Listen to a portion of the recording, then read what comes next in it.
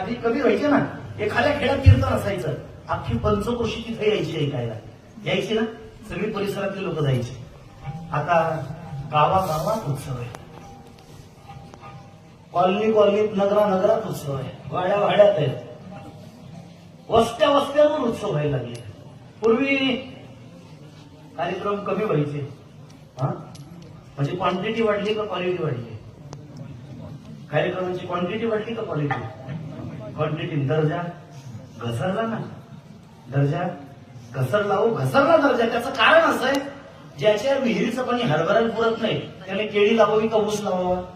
फक्त बोला, हरभऱ्यालाच पुरत नाही ना पाणी, आणि कुठे ऊस लावतोय? तसे ज्याचा हरिपाठ पाठ नाही त्याने कीर्तन करावं का भागवत सांगावं?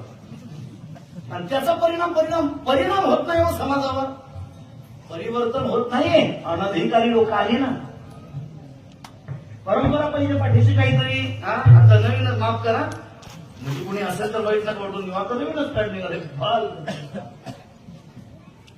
म्हणजे करू नये असं नाही, या मताचा नाही, करावं त्यांनी केलं, पण मग त्याला काही वारीचा अनुभव वगैरे, त्याला काकड्याचा अनुभव आहे का, त्याला हरिपाठाचा अनुभव आहे का, संप्रदायाची नियमावली, काही पर्वकाळ वगैरे माहिती का संप्रदाय? भले पैसे त्यांना जास्त द्या, पण जरा चांगल्याच लोकांचा ऐकत जा. बा, विनंती माझी, 2-2 मिनिटांच्या क्लिपावर भुलत जाऊ नका. 2-2, 3-3 मिनिटांच्या क्लिपांना भरू नका. तमाशा होतो का जिंद्रोड मध्ये? नाही. जर होत असेल तर बंद पाडण्याच्या भानगडीत पडू नका, चालू ठेवा. होत असेल तर चालू ठेवा. फक्त विनंती इतकी आहे, सप्ताचा तमाशा होऊ नका.